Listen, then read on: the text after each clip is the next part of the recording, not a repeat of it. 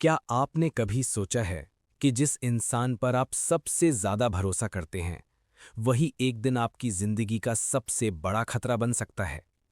क्या आपने कभी ये कल्पना की है कि एक बहन जो हर साल अपने भाई की कलाई पर राखी बांधती है, वही बहन उसके खून से अपने हाथ रंग सकती है?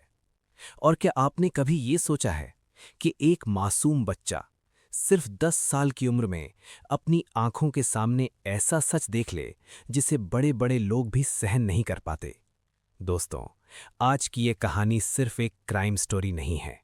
ये एक ऐसा सच है जो आपको अंदर तक हिलाकर रख देगा। मेरा नाम है हसमुद्दीन और आप देख रहे हैं निर्भय रिपोर्टिंग। ये घटना है उत्तर प्रदेश के मैनपुरी जिले की, जहां एक ऐसा खौफनाक राज सामने आया जिसने रिश्तों की नींव को ही हिलाकर रख दिया। कहानी शुरू होती है 7 अप्रैल 2026 की शाम से, जब 36 वर्षीय दिलीप दुबे की पत्नी पूजा दुबे अपने 3 बच्चों के साथ अपने ससुराल लौटती है। उसका मायका फर्रुखाबाद के करथिया गांव में था और उसे छोड़ने आया था उसका छोटा भाई मोहित मिश्रा।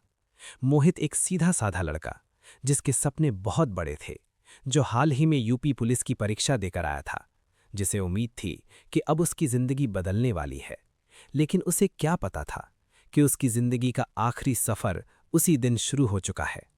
शाम हो चुकी थी, इसलिए मोहित ने सोचा कि वो रात यहीं रुक जाएगा और सुबह होते ही अपने घर वापस चला जाएगा। सब कुछ बिल्कुल सामान्य लग रहा था। घर में बच्चे थे, परिवार था, लेकिन उस घर की दीवारों के पीछे एक ऐसा राज छुपा था जो कुछ ही घंटों में खून में बदलने वाला था। रात गहराती है, घड़ी में लगभग 12 बज रहे थे और तभी घर के पीछे की तरफ से एक साया धीरे धीरे छत पर चढ़ता है। ये कोई चोर नहीं था, ये था पूजा का पड़ोसी जितेंद्र ठाकुर। पिछले 5 सालों से इन दोनों के बीच एक ऐसा रिश्ता चल रहा था जो सिर्फ छुप कर ही जिया जा सकता था। जितेंद्र पहले भी कई बार रात में इसी तरह घर में आता था और आज भी वही सिलसिला जारी था। लेकिन इस बार किस्मत को कुछ और ही मंजूर था। जैसे ही जितेंद्र कमरे में पहुंचने की कोशिश करता है, बगल के कमरे में सो रहा मोहित हलचल महसूस करता है। वो सोच में पड़ जाता है, इतनी रात को बहन के घर में कौन आ सकता है? पहले वो खुद को समझाने की कोशिश करता है, लेकिन जब काफी देर तक कोई आवाजें आती रहती हैं, तो वो उठकर सच्चाई जानने का फैसला करता है। और जैसे ही वो अपनी बहन के कमरे का दरवाजा खोलता है, उसके सामने जो नज़ारा होता है, उसे देखकर उसका खून खौल उठता है। उसकी अपनी बहन एक गैर मर्द के साथ। मोहित गुस्से में पागल हो जाता है और तुरंत जितेंद्र पर टूट पड़ता है। दोनों के बीच हाथापाई शुरू हो जाती है और इसी बीच पूजा का 10 साल का बेटा ऋतिक भी जाग जाता है। वो दरवाजे पर खड़ा सब कुछ देख रहा था। एक तरफ उसका मामा, दूसरी तरफ उसकी माँ। और फिर वो पल आता है जो इस कहानी को हमेशा के लिए बदल देता है। पूजा, जो अब तक चुप थी, अचानक डर जाती है। उसे लगता है कि अगर आज ये सच बाहर आ गया तो उसका सब कुछ खत्म हो जाएगा, उसका घर, उसका रिश्ता, उसकी इज्जत। और तभी वो इशारे से जितेंद्र को कहती है, खत्म कर दो इसे, बस। इतना सुनना था। जितेंद्र अपनी जेब से तमंचा निकालता है और बिना एक पल गवाए मोहित के सिर पर गोली चला देता है। धड़ाम! एक ही गोली और मोहित जमीन पर गिर जाता है। उसकी सांसें वहीं थम जाती हैं। कमरे में सन्नाटा छा जाता है। लेकिन ये सन्नाटा ज्यादा देर नहीं रहता, क्योंकि दरवाजे पर खड़ा ऋतिक सब कुछ देख चुका था। उसके हाथ कांप रहे थे, आंखों में डर साफ नजर आ रहा था। तभी पूजा अपने ही बेटे के पास जाती है और उसे धमकाते हुए कहती है, अगर किसी को बताया तो तुझे भी मार दूंगी।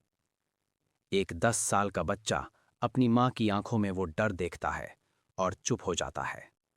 लेकिन कहानी यहीं खत्म नहीं होती। अब सबसे बड़ा सवाल था, लाश का क्या किया जाए। रात के अंधेरे में जितेंद्र अपने भाई जूली को बुलाता है।